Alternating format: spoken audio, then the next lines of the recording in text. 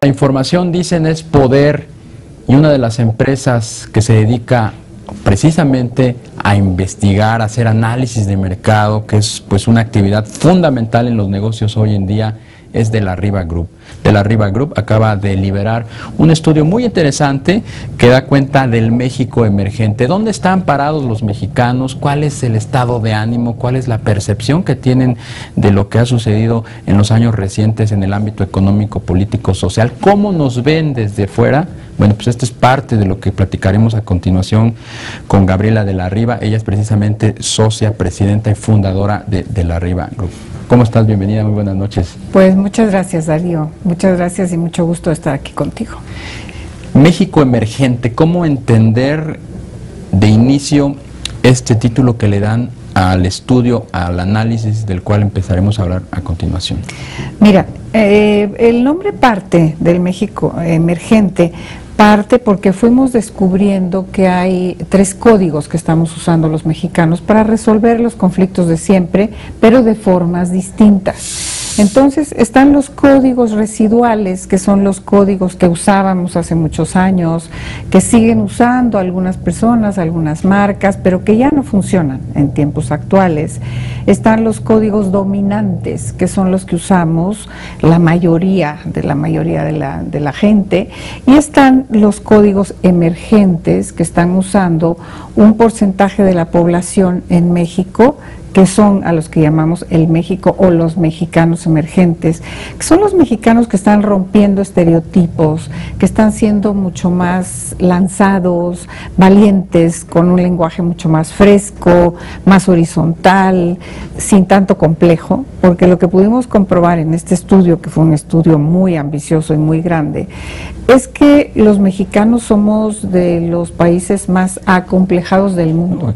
Tenemos todavía un complejo muy serio, que como Octavio Paz decía, venimos jalando desde el tiempo de la colonia, y entonces muchas veces reaccionamos desde la herida. Y por eso es que a veces somos tan extremistas, por eso es que a veces estamos o hasta arriba o hasta abajo, o los poderosos o los abusados.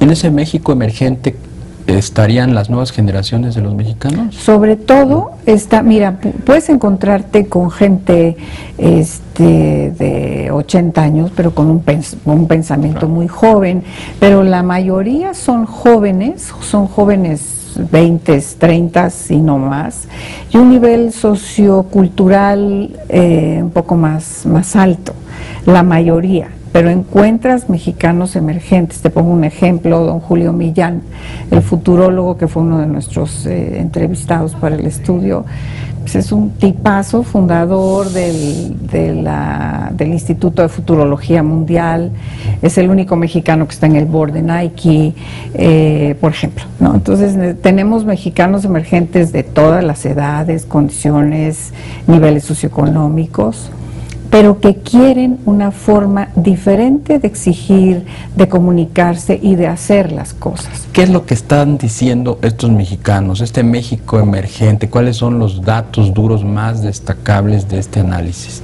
Mira, te voy a decir, primero, nos encontramos un nivel de hartazgo tal en México, de hartazgo en todos los estados, municipios, edades, niveles socioeconómicos, que no habíamos encontrado. Yo tengo más de 30 años de hacer investigación en México y nunca nos había pasado. La gente está hasta el gorro de muchas cosas, entonces ya está tocando fondo. Y es un momento clave porque o partimos de ese hartazgo hacia una conducta, hacia un hartazgo activo, hacia hacer algo y movernos, o nos quedamos en lo que sería nefasto, que sería el hartazgo pasivo. Bueno, ni modo, pues ya. Esa ha sido la divisa del mexicano en los años recientes, ¿no? O sea, sí, me golpean y apechugo, y al final de cuentas lo que demuestro pues es una actitud mediocre, porque no manifiesto proactivamente mi inconformidad ante lo que está sucediendo a mi alrededor. Totalmente. Me callo y soy sumiso, que son los códigos residuales, los que ya pasaron, y nosotros al cuantificarlo pensamos que era un México mucho más grande, el de esos códigos residuales, del mexicano tipo Cantinflas, sumiso, analfabeta, y no llegamos al 20%. El 16-17% de la población mexicana está en los códigos residuales.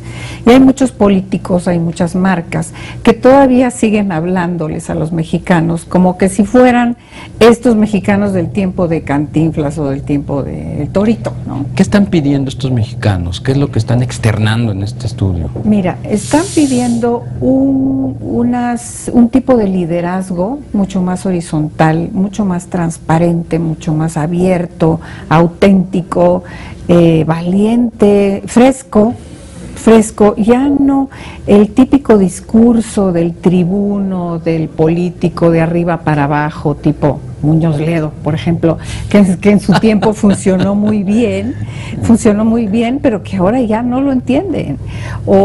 Y el dominante, pues es el que utilizamos la mayoría de las personas para responderle al status quo y a lo que la gente está necesitando. Un buen ejemplo sería Pepe Calzada, por ejemplo, que en un estado, el gobernador de Querétaro, que en un estado que nos resultó de los más emergentes en México, donde la gente está más contenta, hay orgullo de lo que se está haciendo en su estado.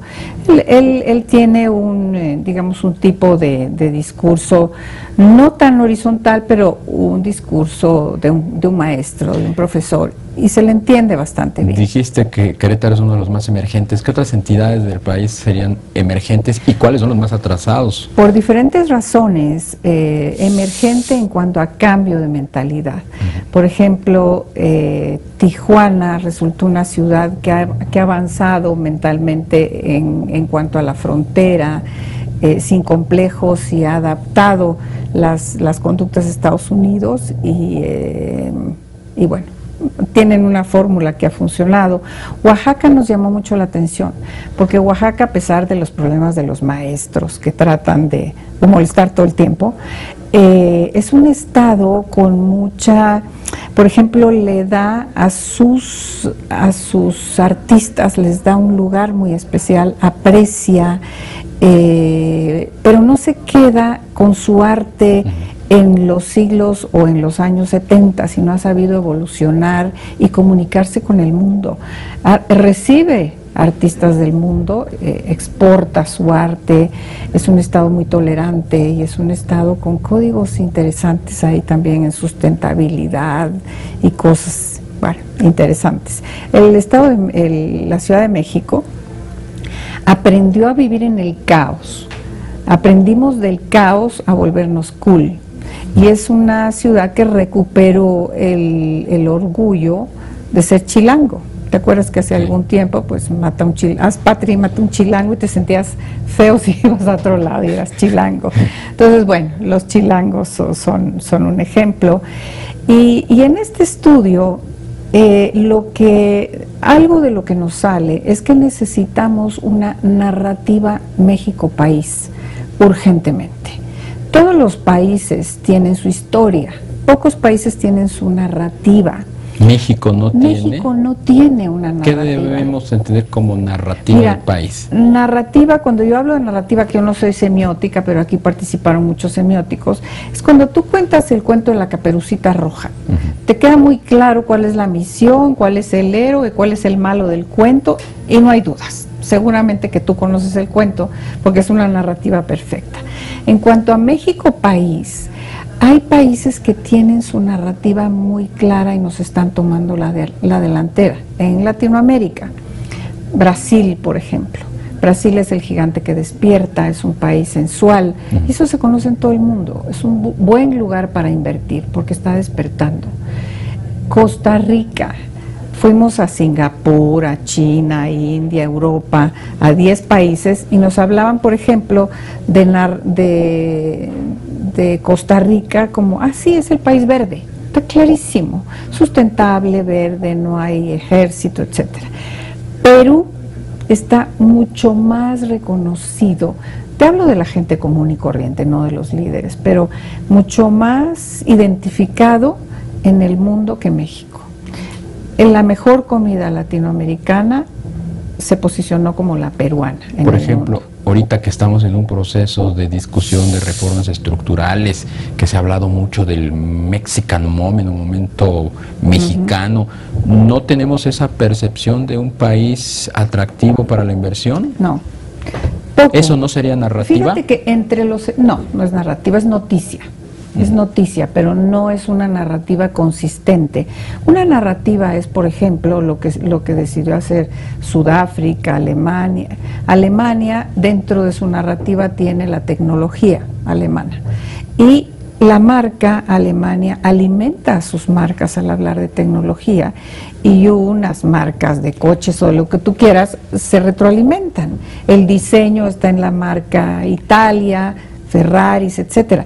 México no retroalimenta sus marcas. ¿Dónde quedó nuestra última narrativa como país, si es que la tuvimos en algún momento? Mira, fuimos a hacer este estudio en 10 países y luego en lo que coinciden los 10 es que México no ha sorprendido al mundo y no ha dicho nada nuevo desde los 70, 60, 70, tal vez algunos llegando a los 80 se recordaban, cuando el Mundial, cuando las Olimpiadas, porque en ese momento todos decían y decíamos lo mismo de México. Buenos anfitriones, contaban anécdotas del Mundial o de las Olimpiadas, el logotipo, etcétera.